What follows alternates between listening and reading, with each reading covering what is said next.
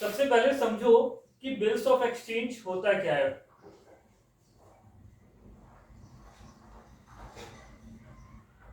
What is bills of exchange? Bills of exchange एक negotiable instrument है। ठीक है, नेगोशिएबल इंस्ट्रूमेंट क्या होते हैं? जैसे हमारे चेक, बिल्स ऑफ एक्सचेंज, ठीक है, बीपीबीआर वर्ड यूज करते हैं। तो ये हमारे नेगोशिएबल इंस्ट्रूमेंट है, जैसे हुंडी वगैरह वगैरह। यहां पे क्या होता है कि सपोज एक बंदा ए है और ए बी को कुछ सामान बेचता है। बी कहता है कि मैं आपको ये सामान, इसकी पेमेंट 30 डेज आफ्टर दूंगा। ए बोलता है मुझे कोई दिक्कत नहीं है, मैं आपको 30 दिन की उधारी देने के लिए तैयार हूं, लेकिन इसकी क्या गारंटी है कि 30 दिन बाद आप मुझे पैसे दे ही दोगे? वो प्रूफ मांग रहा है। तो बी उसको एक डॉक्यूमेंट इशू करता है। अब वो डॉक्यूमेंट इशू करता है,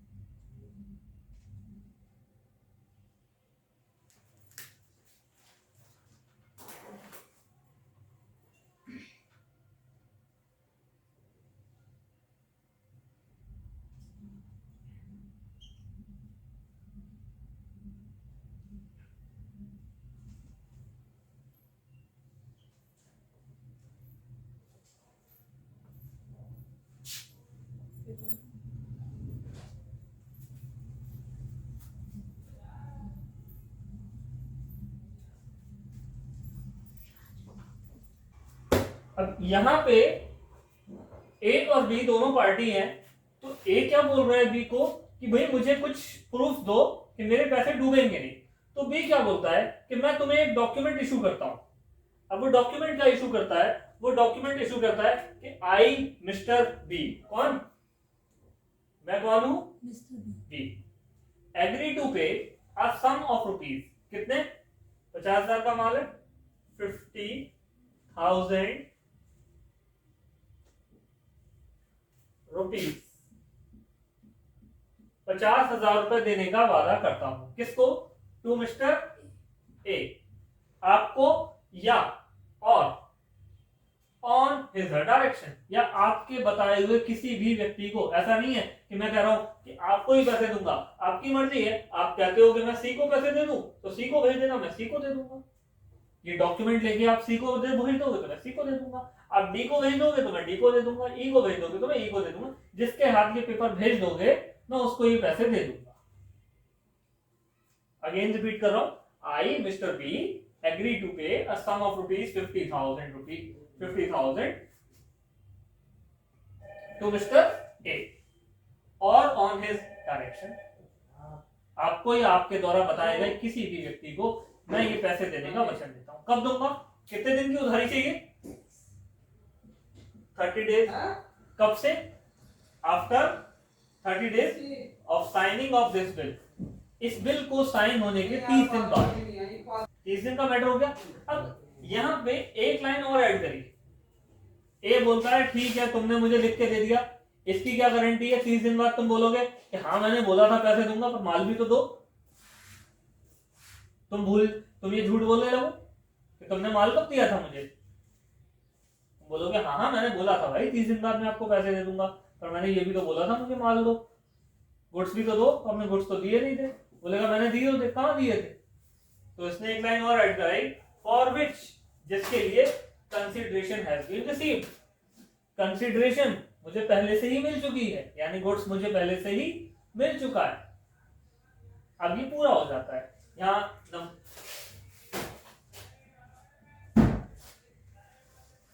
50,000 रुपए, यहाँ पे ड्रॉर साइन कर देगा, यहाँ पे ड्रॉई साइन कर देगा। अब ड्रॉर कौन है, ड्रॉई कौन है, अभी बताएंगे। उसके बाद इस पे एक स्टैंप लगेगा, रेवेन्यू स्टैंप, और डेट, यहाँ डेट डल जाएगी, एक डेट यहाँ डल जाएगी।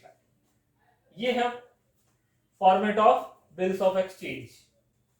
अब बिल्स ऑफ एक्सचेंज में हम दो चीजों की बात करते हैं। एक तो हमको पढ़ना है प्रॉमिसरी नोट्स, एक हमारा बिल्स ऑफ एक्सचेंज। जो प्रॉमिसरी नोट होता है ए बी, प्रॉमिसरी नोट को कौन लिखेगा? बी लिखेगा, और साइन करके किसको दे देगा? लेकिन बिल्स ऑफ एक्सचेंज के केस में बिल लिखेगा ए, साइन करेगा बी। ये बिल किसको भेज देगा? बी को भेज देगा कि भाई साइन करके इसको भेज। ठीक है। ए कौन है? Drawer, parties of bills of exchange. B कौन है? ड्रॉई। अगर ए ने ये बिल आगे फॉरवर्ड कर दिया, लेट्स से सी, उठा के उसने सी को दे दिया, तो सी कौन कहलाएगा? एंडोर्स। नोट करना है, फॉर्मेट आ जाता है। ठीक है, तो ये हो गया। अब हम बात करेंगे treatment of bills of exchange की, कि एक बिल्स ऑफ एक्सचेंज को हम कैसे कैसे ट्रीट कर सकते हैं। अकाउंटिंग तक हम इसकी कल पहुंचेंगे, आज खाली बेसिक बता रहा हूं। देखो, ए ने बी को माल बेचा, एग्जाम्पल वही कंटिन्यू करते हैं। 50,000 रुपए का माल है, 1 मंथ का क्रेडिट है। अब ए ने बी पे एक बिल लिखा, बी ने ये बिल एक्सेप्ट किया और ए को दे दिया। पहला एग्जाम्पल, 30 डेज तक ए इस बिल का क्या करेगा? अपनी दराज में रखेगा, रोज सुबह आएगा, धूप बत्ती जलाएगा, उसकी भी आरती फेरेगा और रख देगा। हाँ अभी इतने दिन बचे हैं, 30 दिन, 29 दिन, 28 दिन, 27 दिन। और जब टाइम पूरा होगा तो ये बिल लेके किसके पास चला जाएगा? बी के पास, कि बी भैया पैसे दे दो, आपने बोला था 30 दिन बाद दे दोगे। अब बिल ऑनर होगा या बिल डिसऑनर होगा, ये भविष्य बताएगा। ठीक, तो ये जो पहला केस है इसको हम बोलते हैं रिटेन। बिल आया अपने पास, उस डेट तक हमने रखा जिस डेट पे उसकी मैच्योरिटी होनी है। On the date of maturity drawer ने बिल लिया, ड्रॉई के पास गया, ड्रॉई को बिल प्रेजेंट किया फॉर द पेमेंट। पेमेंट हुई तो बिल ऑनर, पेमेंट नहीं हुई तो बिल डिसऑनर। दोनों केस में क्या एंट्री होगी ये हम कल बात करेंगे। तो ये हमारा एक टॉपिक। दूसरा है, ए ने बी को माल बेचा, बी ने बिल एक्सेप्ट किया, ए को दे दिया। सपोज 50,000 रुपए का बिल है, 1 महीने का टाइम है। ए को फंड्स की अर्जेंट नीड है। ए अपने बैंक के पास जाता है, बोलता है बैंक देखो मेरे पास क्या है। बैंक बोलता है बिल है, 30 दिन बाद तुम्हें 20 पे पैसे देगा, मुबारक। नहीं मुबारक नहीं, मेरा ये बिल आप ले लो, मुझे पैसों की अर्जेंट नीड है। 1,000 रुपए का डिस्काउंट आपको ऑफर करता हूं, 49,000 दे दो, आज ही दे दो। और on the date of maturity आप बी के पास चले जाना, देखो इसके अंदर लिखा है कि बी किसी को भी पैसे दे देगा जिसके पास ये बिल होगा, तो आप चले जाना, आपको कितने पैसे मिलेंगे? 50,000। 1,000 का फायदा किसका? आप, लेकिन मुझे पैसे अभी दे दो। बैंक बोलता है बात तो फायदे की है, तो बैंक ने ये बिल रख लिया और 49,000 रुपीज किसको दे दिए? ए को दे दिए। डेट पे बिल लेके बी के पास गया, बी को बिल ऑफर किया और 50,000 रुपए अपने पूरे कलेक्ट कर लिए। इन केस बी बोलता है पैसे तो है ही नहीं, मैं तो अभी ए को दूंगा 2 महीने बाद, वो तो मैंने ऐसे ही दे दिया था, मान नहीं रहा था वो उस समय। अब क्या होगा? बिल क्या हो गया? बी से ये बिल किसके पास आया? बैंक इस कचरे के डिब्बे को किसको दे देगा? पैसे कितने लेगा? 49 या 50? वाई पूरे 50। और नुकसान किसका हुआ? ठीक, ये इस कचरे के डिब्बे को उठा के किसको फेंक देगा? और अपनी बुक्स में फिर से इसको क्या बना लेगा? अपना डेटर। अकाउंटिंग कैसे करनी है कल बात करेंगे। इस टॉपिक को हम क्या बोलेंगे? डिस्काउंटिंग। थर्ड है, ए ने बी को माल बेचा 50,000 रुपए का, 1 मंथ क्रेडिट। बी ने बिल एक्सेप्ट किया, ए को दे दिया। अब ए भी तो किसी से माल खरीदता होगा। सपोज ए ने माल खरीद रखा है सी से, सी हल्ला कर रहा है मेरे पैसे दे, ए ने ये बिल उठाया और किसको दे दिया? सी को। भाई पैसे नहीं है, बिल लेना है तो ले जा, 1 महीने बाद ड्यू डेट आएगी, चले जाना बी के पास और खुद पैसे ले लेना, मेरे पे भरोसा है। इसने किसको दे दिया? आगे अपनी पार्टी को। इसको हम क्या बोलेंगे? एंडोर्समेंट। ये क्या है? बिल को एंडोर्स करना। ठीक। चौथा और लास्ट तरीका, बी को कितने का? 50,000 रुपए का क्रेडिट, अगेन 1 मंथ। बी ने बिल एक्सेप्ट करके दिया किसको? ए को। ए इस बिल को लेके जाता है अपने बैंक के पास, कहता है बैंक देखो ये क्या है। बैंक बोलेगा बिल है, डिस्काउंट कराने लाए हो, पैसों की जरूरत है। कहता है गरीब समझ रखा है क्या? 50,000 का बिल तुमको 49,000 में देके जाएंगे, अपना नुकसान करेंगे, पैसे की कमी है क्या? हम तो ये बिल तुम्हारे पास तक इसलिए लाए हैं कि तुम हमारा ये बिल संभाल के रखो, क्योंकि हम इसको संभाल के नहीं रख सकते 30 दिन तक। ये बिल तुम रखो अपनी कस्टडी में, जब 30 दिन पूरे होंगे तो चुपचाप जाना बी के पास, पैसे लाना और लाके हमारे खाते में जमा कर देना। हम ये बिल संभाल के अपने पास नहीं रख सकते। तो बिल हमने ये बैंक को दे दिया, और क्यों दिया?